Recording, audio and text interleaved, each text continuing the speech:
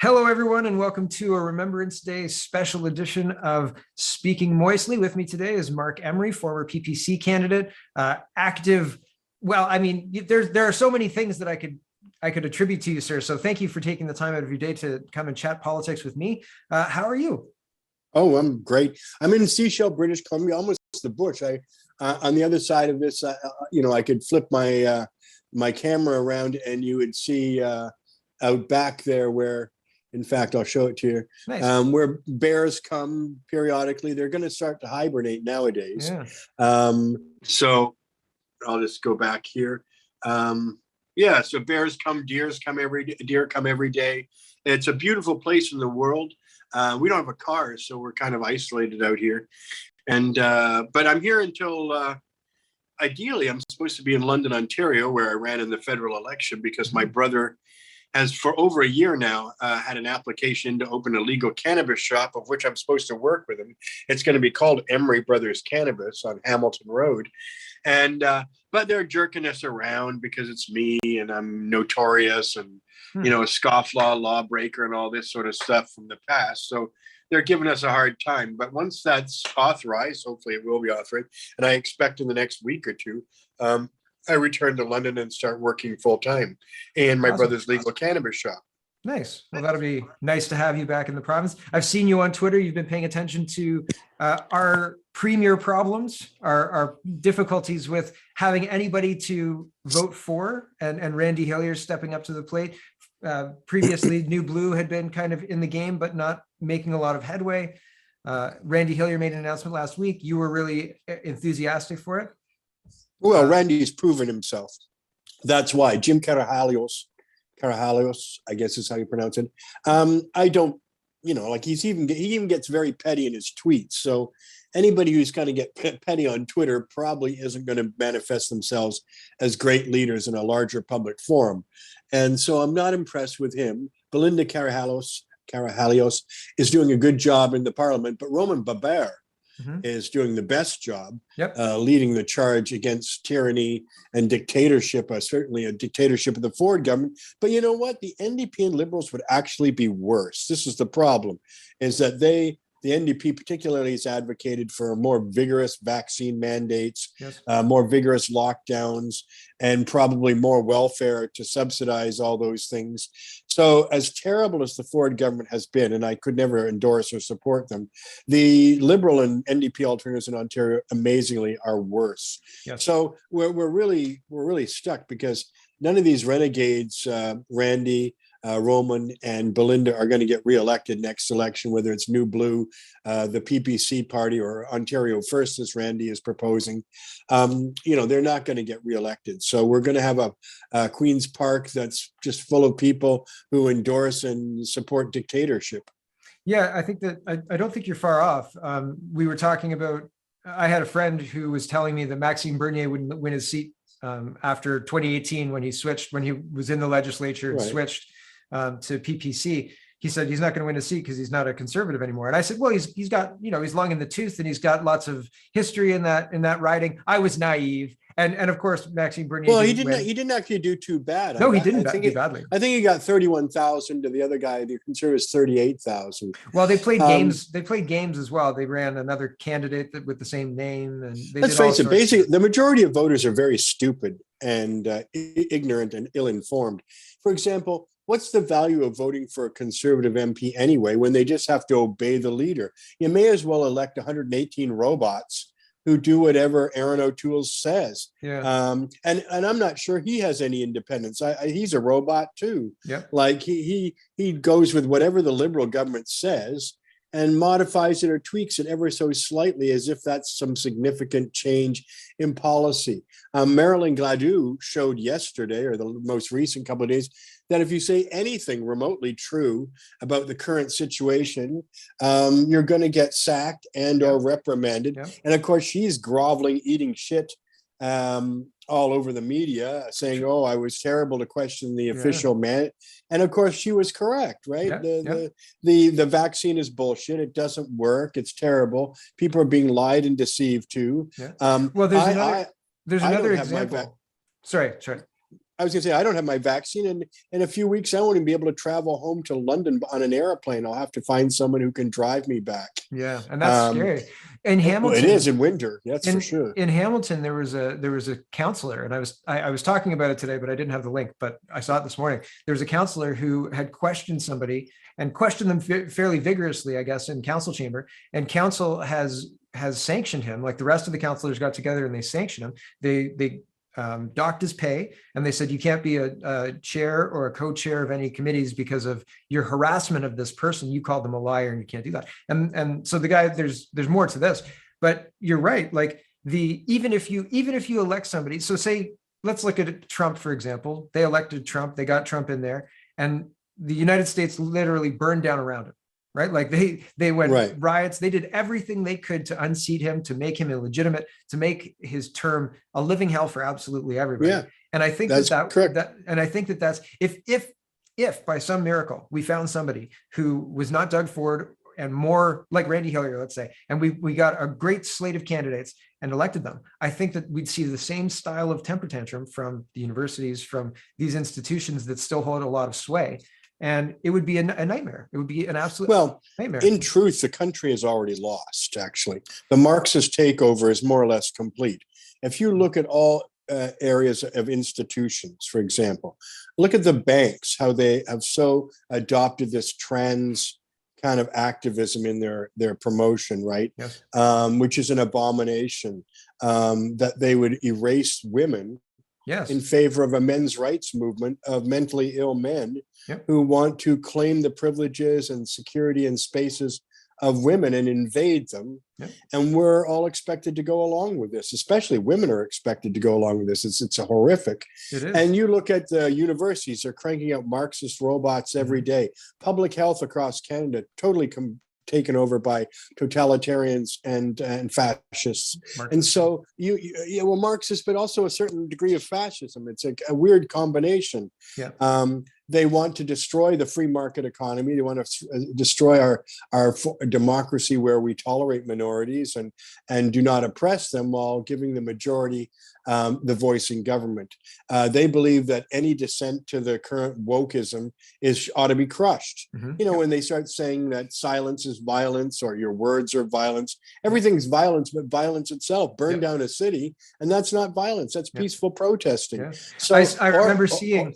Sorry, I remember seeing a guy being interviewed by somebody, and the person interviewing was saying, like, you literally are trying to light the post office on fire in this is in the West Coast there, Seattle, right. I guess, the autonomous zone. And he said, you're literally trying to light this on fire, and you don't see that that's a problem. And he said, like, well, you know, in the right circumstances, this is a nonviolent protest. And I was like, you've gone crazy. Like, you've round the bend, man. So yeah, there is a complete. And if you the majority of Canadians support dictatorship. 80% of Canada is fully down with whatever tyranny that these governments come up with. It doesn't matter how discriminatory they are to other Canadians, say, who haven't been vaccinated, or for people that don't accept the trans activism, or for people that don't accept critical race theory. Every day I'm bombarded on CBC and CTV about why white people, many like my father, who came over after World War II as immigrants and had no responsibility for anything that happened unjust to the natives, the Indigenous population, and certainly lots is. I've documented in many articles and many tweets and many things I write about the abuse of the Indigenous population over the history of Canada. And the people responsible for that, some of them are still alive. Jean Chrétien was the Minister of Indian. Go fucking prosecute that guy. I'm all for that. The government... Go ahead. So the thing that gets me is, and I was talking about this on my show the other day, is that there's an industrial size machine that can create 550 liters of water per day. And it's basically like a giant dehumidifier. And a US Marine came up with this thing. And I learned about it in 2019 or something like that. I called him directly. I was like, hey, man. And I said, how does this work? And he told me, I said, how much does it cost? And he said something crazy. He said, well, depending on the configuration, like 70,000 to 110,000. I'm like, it costs less than a house. I said, has the Canadian government been in touch with you to like send these things up north to get them creating water for Indigenous nations? Like, this is a problem we just can't bloody solve, right? We're complete fools. You've got this machine. It costs less than a house. Problems What's going on, right? Yeah. Problems with government aren't meant to be solved. They're No, meant to cost a lot of money and distribute a lot of bureaucratic power. For example, why does any native reserve have a drinking problem or they do, but sorry, a clean water problem? Yep. In a nation where we give them $22 billion each year. Yeah. Each year, not a one-time grant, every year. Is there a line item? Indigenous Canadians get $22 billion. So, and then many bands, like in British Columbia, own swatches of property that are rented out for commercial. The largest mall in British Columbia is probably Park Royal in North Vancouver. It's all owned by the native band. When you come to Sechelt, the biggest mall in the Sunshine Coast is owned by the native band. They are not necessarily poor people. They have assets. They do business. A lot of them are really smart, which is great. I encourage that kind of entrepreneurship and that kind of economic leadership and assertiveness. Those things are great, but why where does that $22 billion go if some native reserves don't even have clean drinking water? That's a great question. So there's lots of corruption. Yep. There's lots of abuse of this money. And as always, the Canadian taxpayer is getting abused terribly. And it's quite possible that, there are also the residential school system was terrible.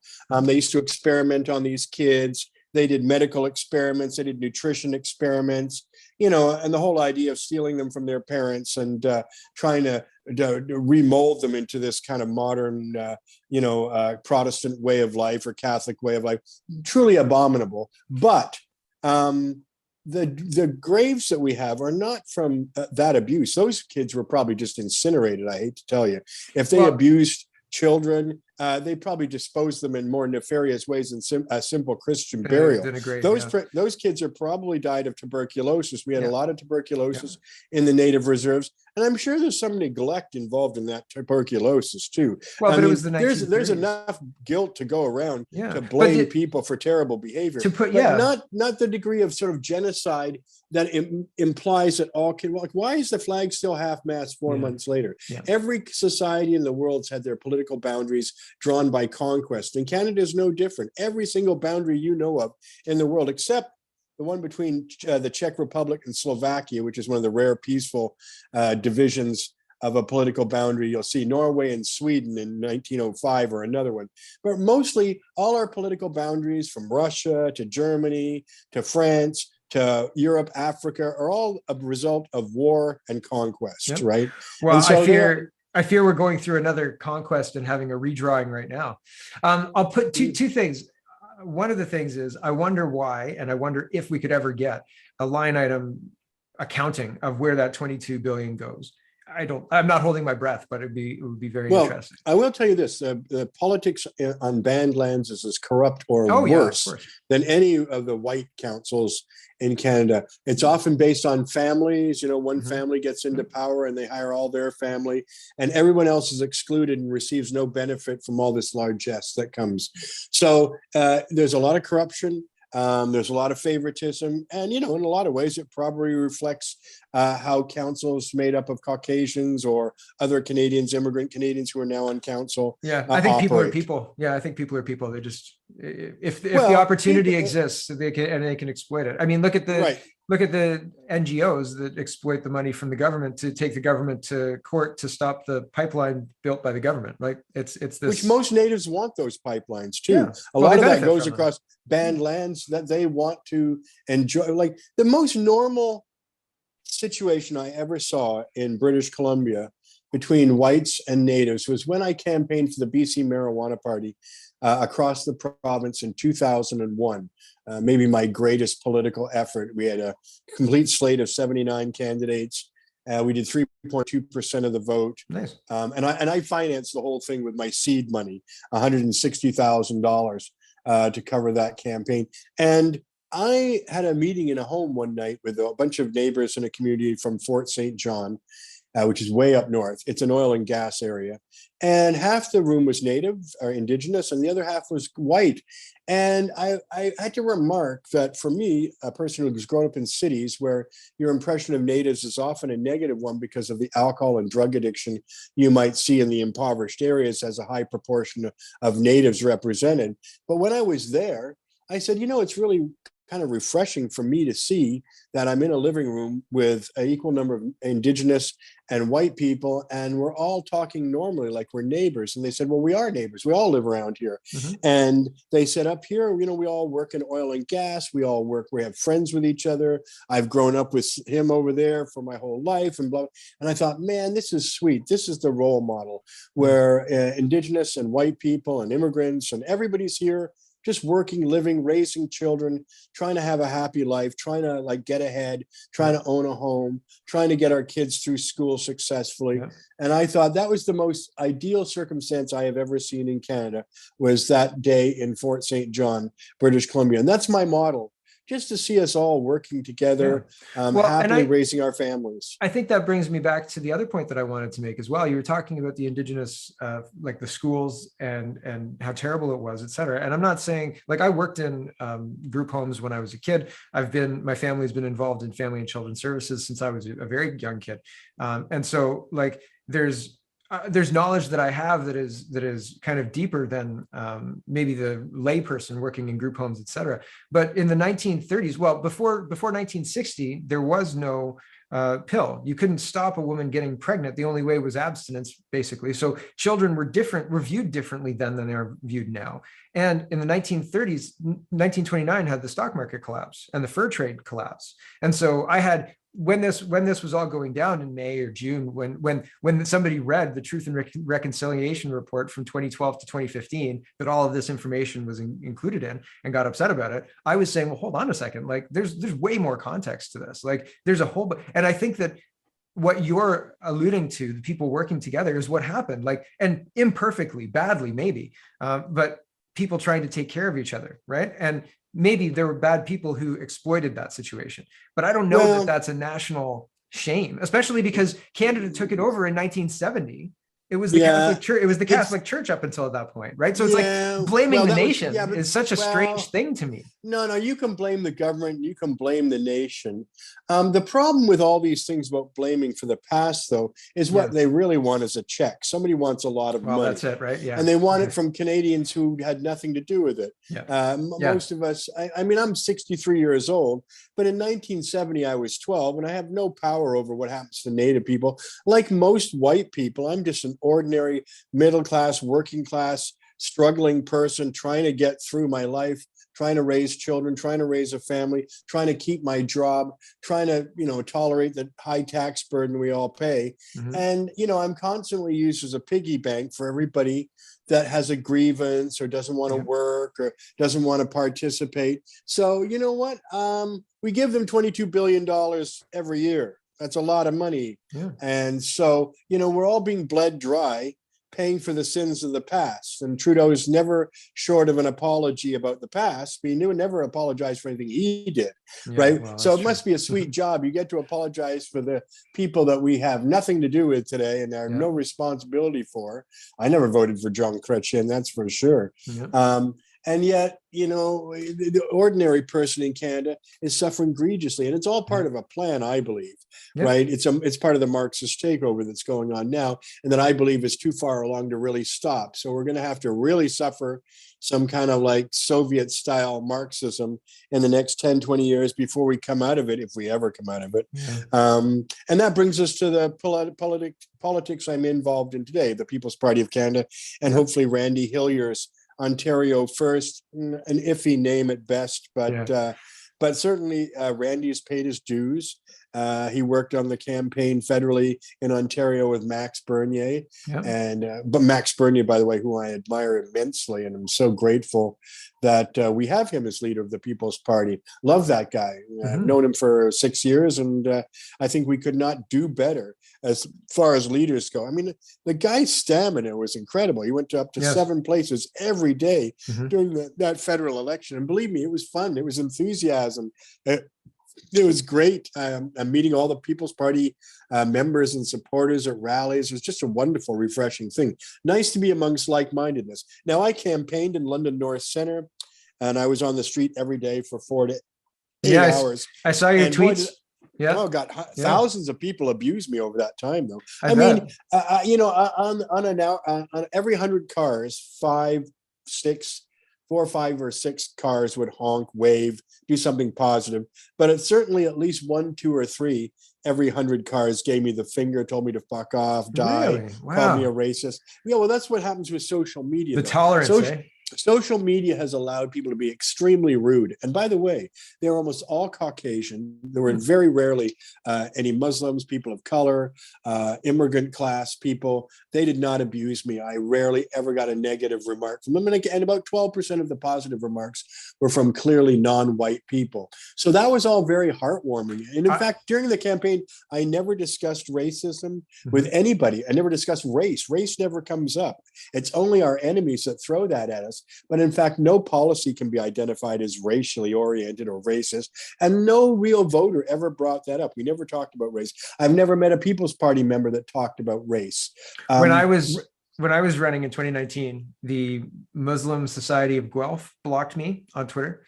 And they ran a debate excluding me. And the Black Heritage Society blocked me because they said I was racist and I had insulted them somehow. And I was like, I did 2 shows, two black community shows. They welcomed us on board. We were the only people. Yeah. We were the only people that accepted their invitations. I will tell you this: my running mate in London Middlesex, Kyle Free, is a brilliant speaker, and he was extremely well received. He's a better speaker than me.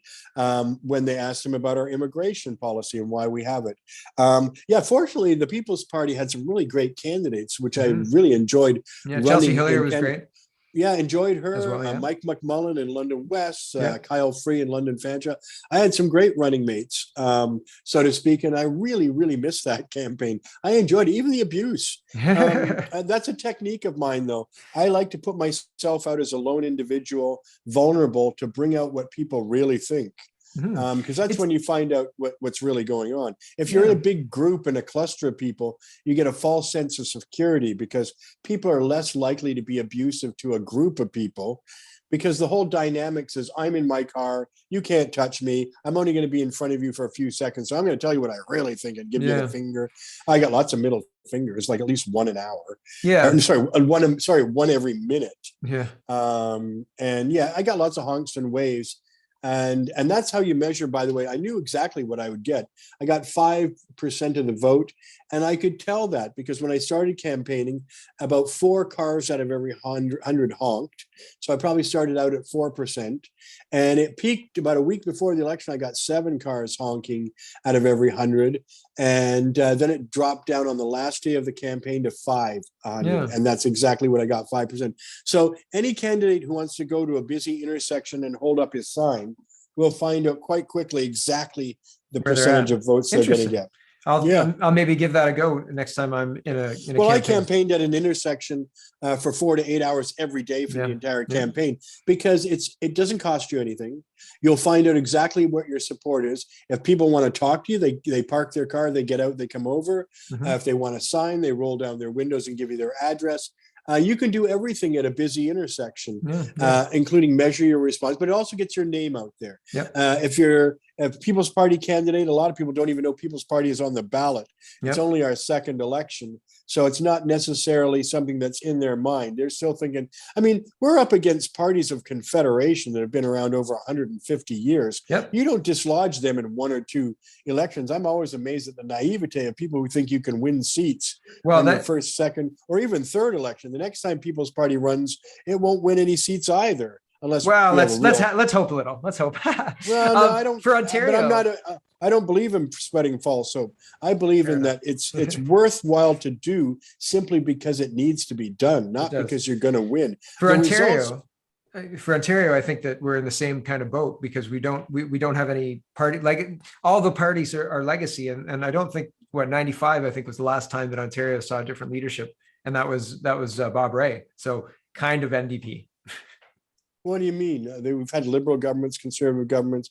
No, but NDP it's gov- but not. It hasn't been. So in Alberta, they had the Wild Rose, but in Ontario, it's not. It's only been the NDP that kind of got into their governance Well, in the a lot of that 95. is because alternate parties just can't their shit together. You've had the Ontario Libertarian Party, great ideas, but you've had them for 50 years and they go nowhere. Yeah. You've had the Freedom Party for almost 40 years, they go nowhere. Mhm. Yeah, last election I voted for the Trillium Party. Jack McLaren, lovely person, who was in the Ontario legislature and one of the first of many to get kicked out by the Conservative Party of Ontario. They're the Progressive Conservative Party. And he ran under the Trillium banner, and I supported that, but they went nowhere.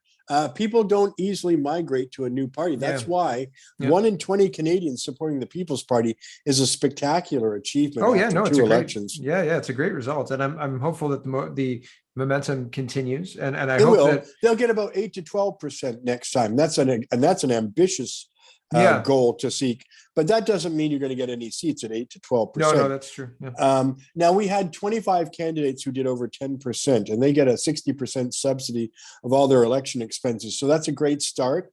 There'll be money in the coffers of 25 EDAs, Yeah, that's and the good. national office did 5%. We did 5% nationally. That means the head office gets a subsidy of their election expenses. If you get over 2% of the national vote, that kicks in. So we've got good things going on that the ordinary citizen and ordinary voter is not necessarily cognizant of the nuanced aspects of election subsidies and what have you. Yeah. But I'm very enthused, actually, and I'm looking forward to Randy Hillier's Ontario First becoming the PPC party, say, of Ontario. Yeah. And ultimately, we need to fight municipally too. Education is a terrible, Oh, it is. Yeah, no, I in the agree. body politic of this country, with the wokeism that's being taught to our children. I mean, they're not even learning anything either. It'd be one thing if they were teaching them transgenderism and gender unicorns and critical race theory, if the kids actually learned math, science, geography, and history. No But room they for don't. that. They have no knowledge being imparted to them at all. We're all sitting ducks for the next wave of Chinese geniuses or Japanese geniuses or Asians who are much more ambitious education-wise, that are going to excel and do well, while the kids that are being taught in Canadian public schools are falling further and further behind. And also cannot critically think. That's the problem. We don't teach critical thinkers because critical thinkers are antithesis to what the government really wants and needs. They want obedient, conformist citizens, which is not a citizen at all. That's really just a resident that happens to be born here or happen to get naturalized. But it's all about it's all about the money, though. It's all about the dollars, right? Tax dollars. Well, no, it's not. No, what do you think? It's never about money. Money is what matters to individuals, perhaps, but what matters to government is control. And they use money and they use our taxes and they use spending to control us. That's what happened during this government manufactured COVID crisis, right? Is that we have an ordinary flu type illness going throughout the society, which we could have all got through by letting everybody get it in 3 or 4 or 5 months. And then it's over, we get herd immunity. And yeah, sure, some older people would have died and people with comorbidities died, but that's what nature is supposed to do, to cull out the weak and vulnerable to make room for the young. And the young were the people that were not dying, were not getting particularly sick from this virus, but now we're giving them this dangerous vaccine that creates myocarditis in young people. We've got athletes all over the world dropping dead of cardiac arrests and heart failures by the hundreds in places all over the world. When you start seeing the reports, it's pretty scary. And we're seeing that this manufactured crisis is completely condoned by Canadians. They have been scared, so they literally put safety above liberty, which is a terrible sacrifice there, because it's the illusion of safety. They're not really safe. Look at us 20 months later and people are still dying of COVID, even though they're double vaccinated or triple vaccinated. And now we've got an apartheid police state to enforce this kind of weird ostracization and exclusion and downright punishment on a daily basis. I haven't been seated inside a facility since September 22nd when that started on here. I haven't been in a restaurant. I haven't been in a concert hall. I haven't been able to go to a Blue Jays game, a hockey game. I can't, I'm barely able to get into a library. I mean, and so, we've got this, tyrannical police state where my fellow citizens are eager to rat me out and check my papers. And if I don't pass muster, then I'm not as good as them and I won't be permitted to access civic and social life. And Canadians have accepted that with almost no objection. Yeah. So, Yep. you know, the country is lost.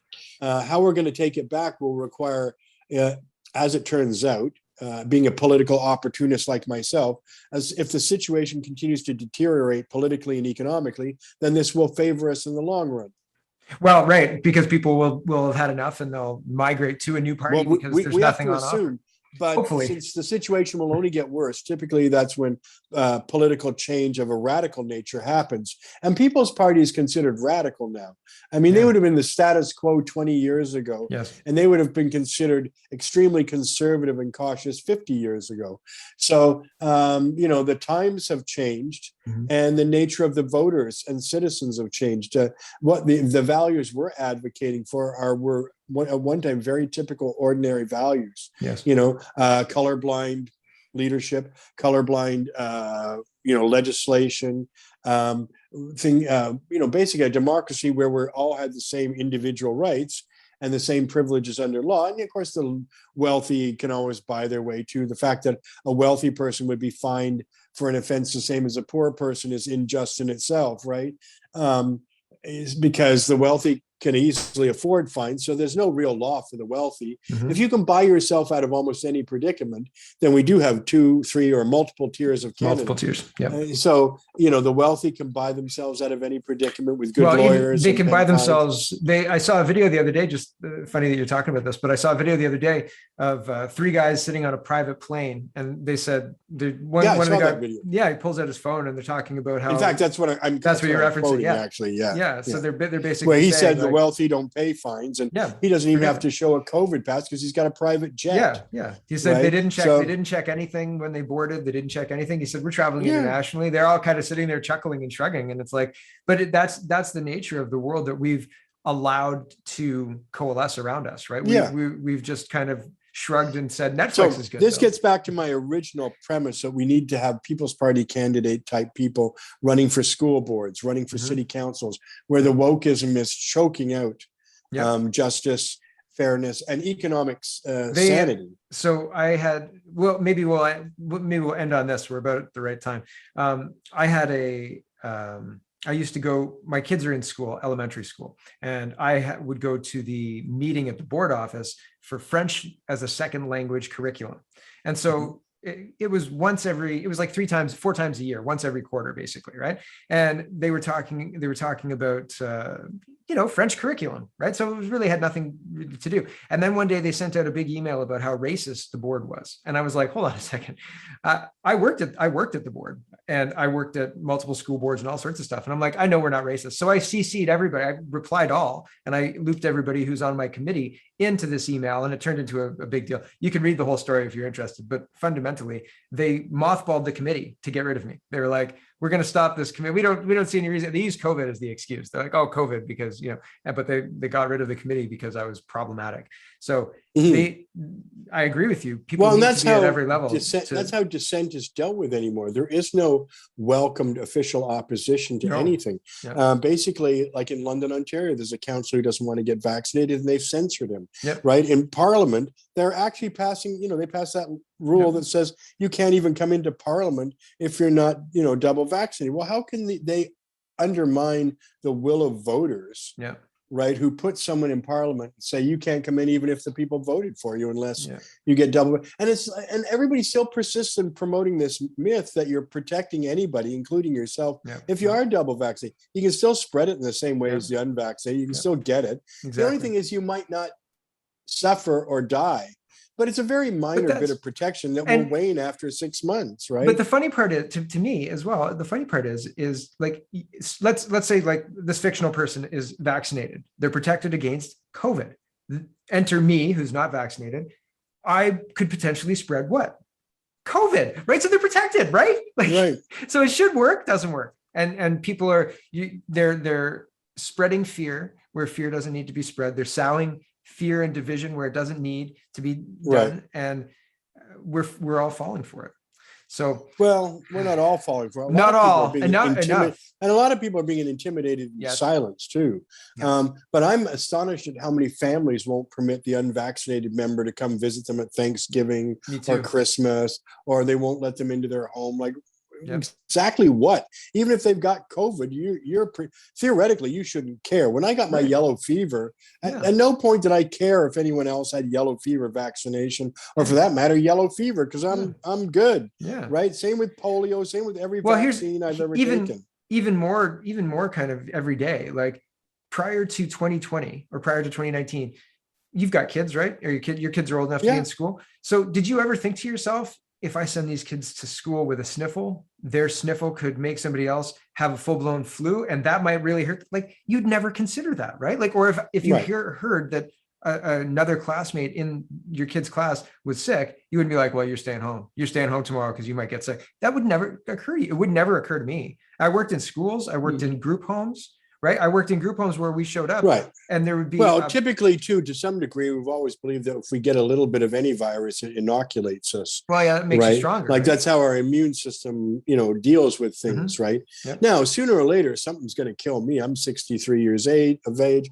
I'm in good health. So, as far as I know, and, one day some virus is going to kill me, or something is going to kill Something me. will get you. Right. And that's the job of the virus. That's the job of nature, to call the old and weak. One day I'm going to be old and weak, and something's going to kill me off. And so it should. Yep. This idea that everybody has a right to an infinite life, that we should spend any amount of money and seize everybody's rights, or any number of rights, and punish any number of people, millions of people, to keep some old people alive. And then they go on, well, young people can get it too. Yeah, but you know what?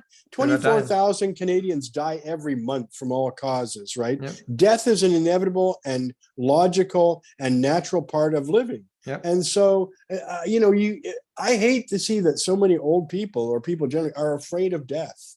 You shouldn't. If you fear death, you are not going to enjoy life. Yeah, right. So That's a for good me, quote. I'm content to go tomorrow. If I get some verdict that says I've got cancer or something, then that's the way it goes. It's been a great life. How can anybody complain? At my age, anyone over 60 went through the greatest period of economic expansion, the greatest period of technological advance, the greatest access to food we've ever had, right? Where every kind of food is available just walking down the road to a supermarket, right? Yeah. We've had it sweet our whole lives, everybody, all of us in the Western world, compared to 50 years ago, compared to 100 years ago, especially, and 150, et cetera, et cetera. So, the idea that people are afraid of death and would take away others' rights, take away our freedoms, our liberties, everything that this whole culture was built on.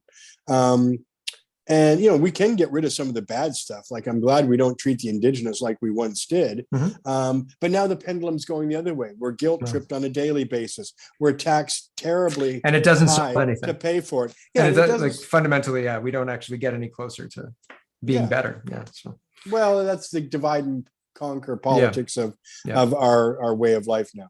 Yep. All right. Well, I think we're going to leave it there. And Sure. My goodness, it's been a very broad conversation, but thank you for spending the time with me today. We didn't even get to talk about Justin Trudeau being late to the Remembrance Day ceremony. Who cares? Right. Like, ultimately, he's a dictator. He can do what he wants, and people will let him get away with it. Yeah, people won't care, I think. But unfortunate. Where can they find you? I smoked pot with that guy in 2004. If you'd have told me that guy was going to be prime minister, I'd have said, no, come on, he's a kid. Right? He's a kid. He doesn't have an original thought in his whole head. He's a drama teacher, for God's sake. Don't be ridiculous, right? Yep. I wish I could go back from the future and punch him on the nose and say, that's for the future, you idiot. That's for what you're going to do. But, yeah. Well, that's a good image. I appreciate that. Where can they find you, Marc? Your Twitter well, I'm handle? on all the Marc Scott Emery on Twitter, Marc Scott Emery on Instagram. I've got a public figure as well as personal Facebook page. Anybody's welcome to see them. I'm currently banned on Facebook for another 3 days. That was my latest 30-day ban. Most of the time I'm banned on Facebook for the most bizarre and ridiculous transgressions. So the thing about that is that so many people get banned, including me, off Facebook, that I stop thinking about it. I stopped using it. I stopped considering it a viable social medium. And I think that's going to be Facebook's undoing, is that they're just turning down so many people that people just spend their time elsewhere. Right. But this certainly censorship is terrible. Cancel culture is awful.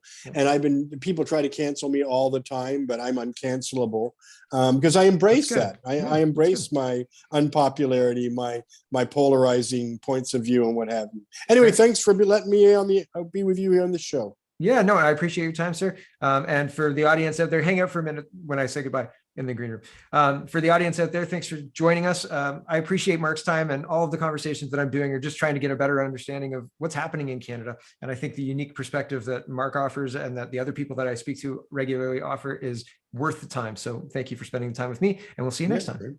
Yeah.